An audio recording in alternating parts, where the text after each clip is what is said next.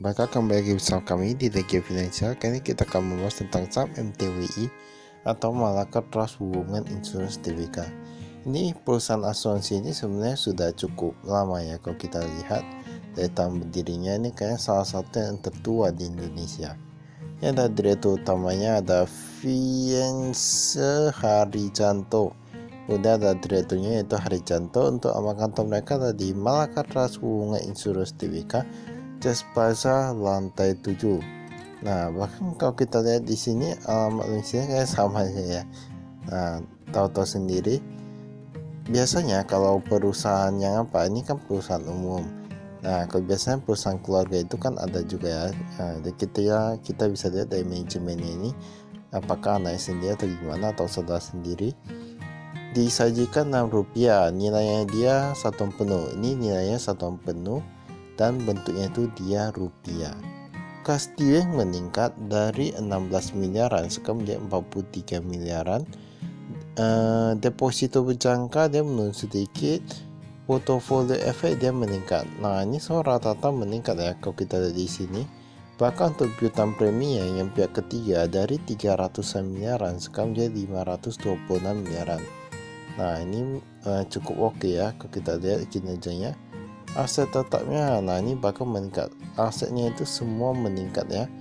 Untuk liabilitas dan ekuitas, kita lihat yang liabilitas dulu. Biasanya perusahaan asuransi seperti ini liabilitasnya kalau meningkat masih oke lah ya, asal jangan sempat gagal bayar atau gimana. Yang paling susahnya itu kalau tiba-tiba orang tarik secara banyak besar-besaran ya. Nah, itu sudah tahu-tahu sendiri, ini sama seperti bank gitu. Jumlah liabilitas dari 1,3 triliunan sekarang jadi 2,2 triliunan. Artinya ada peningkatan kurang lebih sekitar 9 triliunan.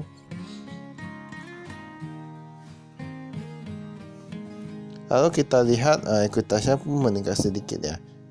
Pendapatan usaha. Nah, jika perusahaan asuransi itu untuk perusahaan asuransi, untuk pendapatan premi itu dihitung sebagai pendapatan usaha, karena itu kan jumlah uang yang masuk. Nah, kalau kita lihat pendapatan underwriting pun mencapai 300-an miliaran dari 146 miliaran, kemudian dikurangi dengan beban klaim bruto, nah 600-an miliaran, 300-an miliaran beban klaim dan lain-lain. Kita lihat di sini untuk labanya itu dari 12 miliaran sekarang menjadi 75 miliaran. Walaupun bebannya itu dia meningkat cukup banyak, tetapi pendapatan dari premi itu meningkat juga. Tapi menurut kami ya, inilah yang perlu diwaspadai. Pendapatan premi kita lihat dulu, ini yang kepada entitas induk sama aja. Ibaratnya premi itu kan sebenarnya uang orang, uang masyarakat ataupun uang pihak ketiga kita putarkan ya. Dan ini sebagai bentuk tanggung untuk untuk nanti kita kasih imbal resiko. Nah, jika kita bebannya meningkat cukup besar untuk perusahaan seperti asuransi, kita akan menjadi sangat berbahaya ketika premi itu turun drastis. Nah, kita harus berjaga-jaga untuk kedepannya. Kita gak bisa kalau pendapatan preminya meningkat, bebannya langsung auto meningkat, gaji kasih tinggi-tinggi, komisi kasih tinggi-tinggi. Ini itu sebenarnya itu agak kurang wise ya. Tapi itu semua tergantung setiap perusahaan. Tapi kalau menurut kami untuk yang pendapatan premi meningkat seharusnya tidak boleh diikuti dengan beban yang melonjak cukup tinggi gitu ya. Melonjak cukup besar itu perlu di wanti-wanti juga ya. Kas di bank kita lihat. Nah, ini paling banyak di Bank Sentral Asia, Bank BCA 14 miliaran. Ini cukup bagus ya menurut kami untuk kinerjanya. Kas di bank kita lihat 9 miliaran menjadi 20 miliaran. Bank Mustika Dharma, Bank Mustika ini ya, 4 jutaan menjadi 8 jutaan. Itu cukup kecil sih. Ini untuk yang US dollar ini meningkat lebih pesat lagi. Dari 6 miliaran sekarang menjadi 22 miliaran. Nah, itulah yang kami katakan. Memang untuk perusahaan asuransi mereka harus pintar-pintar juga dalam mengelolanya. Nah, apalagi sekarang US dollar sedang tinggi-tingginya ya. mungkin beberapa tahun ke depan akan menurun, tapi saat ini kan sedang tinggi-tingginya. Mungkin inilah juga yang membantu dari segi dari segi asetnya. Itu mengapa saham Indonesia, saham IHSG rata-rata menurun. Ada yang menurun, kebanyakan menurun ya. Itu karena banyak labanya kalau dihasilkan itu jika dibandingkan dengan penurunan dari rupiah sendiri, pelemahan rupiah itu menjadi lebih kecil untuk orang asingnya. Makanya ada yang mengatakan, kita lihat di berita-berita investor asing kabur beberapa miliar, beberapa triliun, ini itu. Nah, itu sebenarnya lebih dikarenakan menurut kami ya, karena pelemahan rupiah saat ini. Tapi kalau rupiah udah menguat, nah itu bakalan balik lagi sih, semua sama aja ya.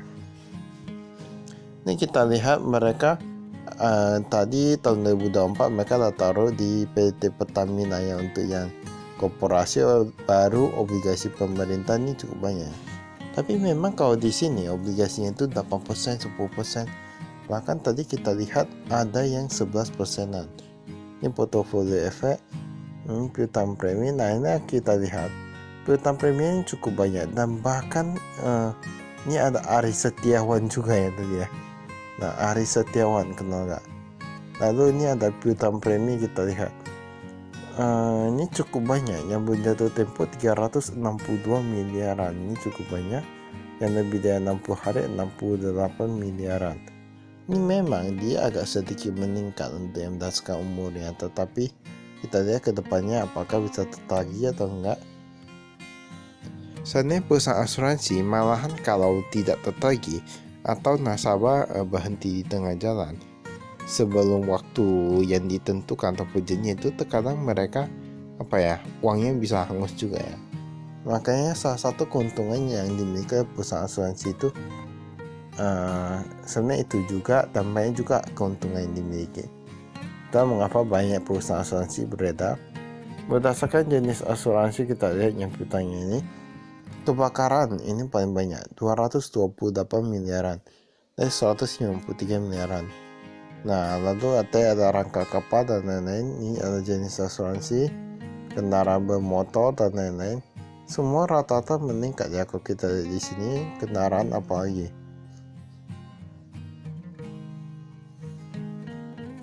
Dan ini asuransi ini cukup ini juga. Apakah ada rangka kapal ya? Rangka kapal itu ya kita tahu sendiri, untuk yang seperti kapal kayak tugboat, untuk tongkang itu kan kadang, atau MT atau tanker gitu-gitu kan, perlengkapannya kan bisa rusak gitu ya. Piutang reasuransi artinya dia diasuransikan kembali. Ini tanah, kendaraan yang meningkat nih. Kalau kita lihat di sini tanahnya itu sama-sama aja ya, kayak gak berubah. Ini utang klaim berdasarkan tertanggung. Sulistyo Hidayat Wangawijaya sebesar 2 miliaran. Nah, utang tanggung sampai 2 miliaran. Ada yang kenal gak? Utang klaim berdasarkan tertanggung. Nah, ini kita lihat di sini ada PT Tereos, lalu ada Jessica Belinda Salim. Nah, ini kena gak 137 jutaan. Eliana Lokito. Nah, ini ada Yayasan Daun Bendera Nusantara juga ya. Inilah yang kita katakan dari sebuah laporan keuangan kita bisa lihat, apalagi kalau dari perusahaan asuransi kita bisa lihat siapa yang pakai asuransi ini, siapa yang pakai asuransi itu, namanya siapa. Nah, itu jumlahnya berapa, kita bisa lihat semua berdasarkan umur. Kita lihat di sini. Jadi misalnya kalau kita beli saham, itu sangat bagus membaca laporan keuangan. Selain memperkaya ilmu kita, itu juga menghindari resiko kita membeli perusahaan yang ternyata keuntungannya itu diputar untuk pihak-pihak sendiri saja. Jadi sebenarnya kita bisa lihat ciri khas dari manajemen dari laporan keuangan juga, walaupun tidak sepenuhnya ya. Tapi dari keuangan itu bisa membuktikan semuanya, walaupun kadang bisa diedit atau apa, tapi dalam jangka panjang batasannya itu tidak bisa diedit terlalu banyak untuk jangka panjangnya. Masa kalau tarik panjang gitu. Utang komisi kita lihat lebih dari 60 hari 19 miliaran berdasarkan mata uang. Makanya kalau sekarang kalau invest saham masih berdasarkan per PBV, entah mengapa kami merasa agak kurang wise ya.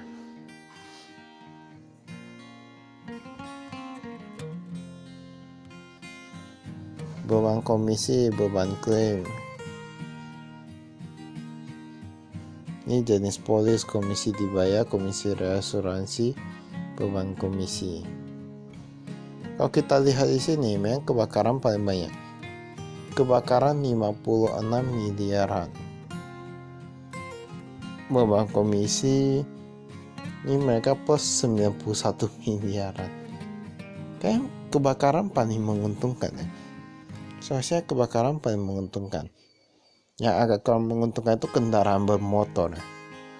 Kendaraan bermotor 18 miliaran.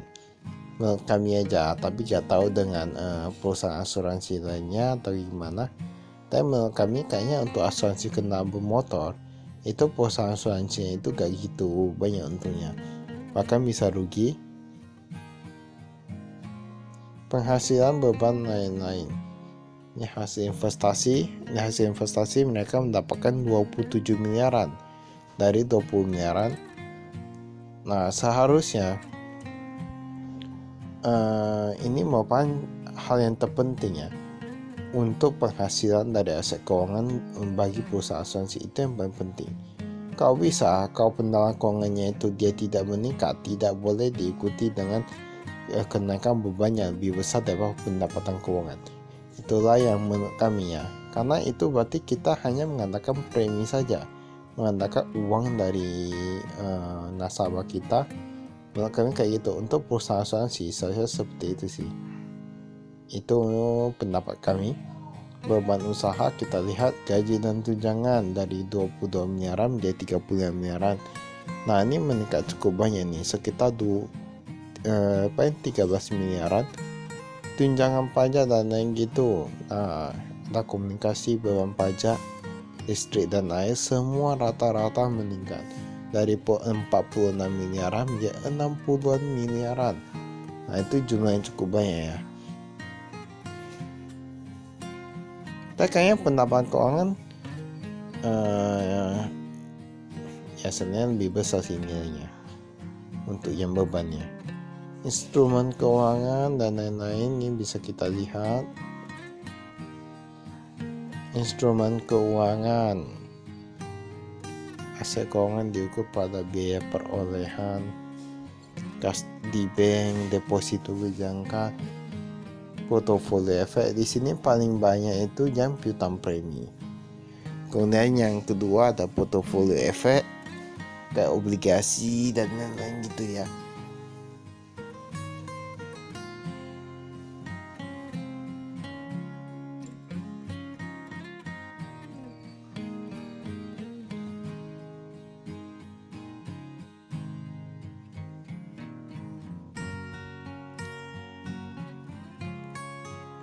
Nah ini kita lihat dulu.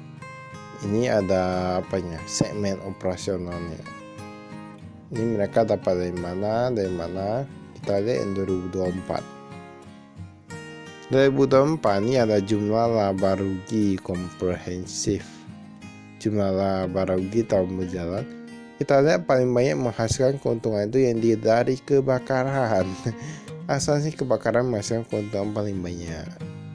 Kemudian yang kedua yang ini bukan kesehatan.